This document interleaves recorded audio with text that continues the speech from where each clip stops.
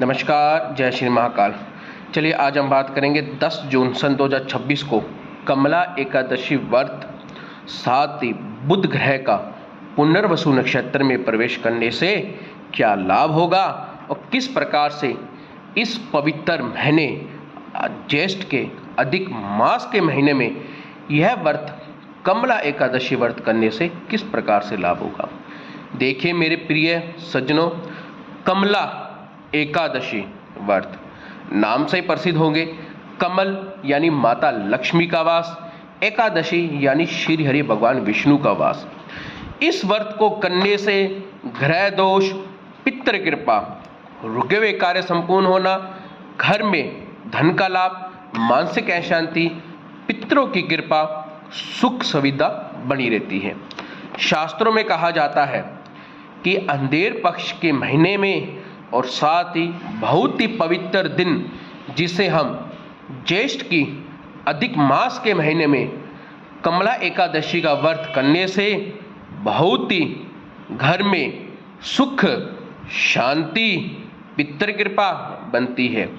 शास्त्रों में कहा जाता है कि जिस दंपति के संतान रुकावट होती है या संतान में विकृति आती है, यानी मंदबुद्धि, अनेक प्रकार से ये विकृति आना, ये सिर्फ और सिर्फ पितरों के श्राप के कारण ही होता है।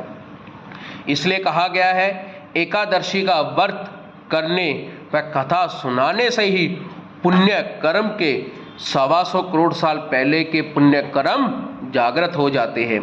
तो इस दिन क्या करना चाहिए, किसी भी गौशाला में जाके विष्णु सहस्त्र नाम का पाठ करें, गायत्री माता का पाठ करें और उसके साथ ही गर्भ गीता का पाठ अवश्य करें और साथ ही हम भगवत गीता के जितने भी हो सके उतने अध्यायों का पाठ करें।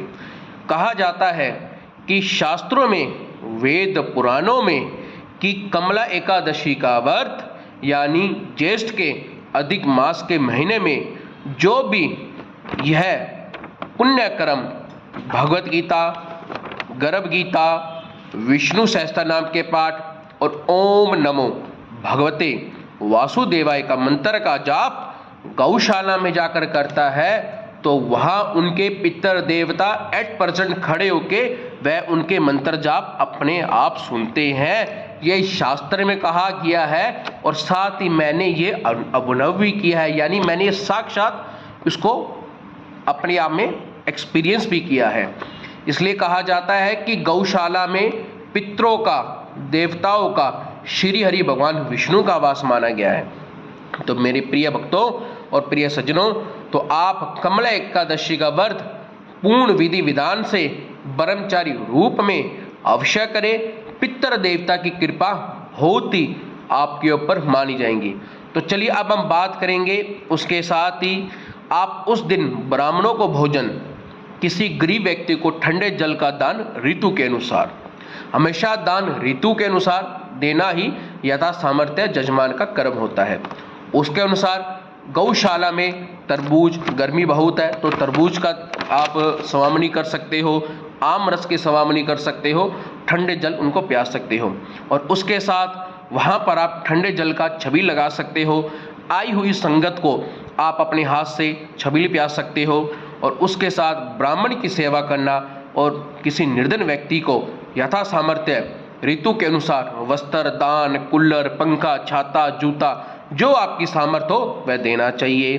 तो चलिए अब हम बात करेंगे बुध ग्रह का पुनर्वसु नक्षत्र में जाने से कौन सी राशियों को लाभ व कौन सी राशियों को हानि होगा।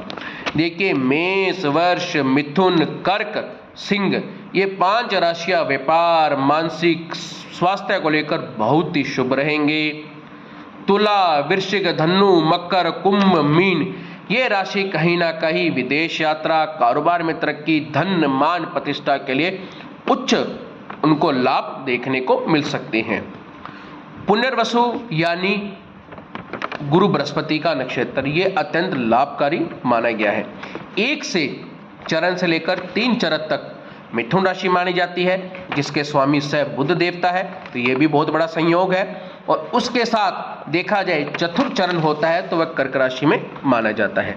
नमस्कार, अधिक जानकारी के लिए आप हमारे YouTube चैनल को लाइक, सब्सक्राइब, शेयर, ज़्यादा से ज़्यादा इसको शेयर कीजिए ताकि सभी को कमला एकादशी व्रत के बारे में जानकारी मिले। नमो नारायण।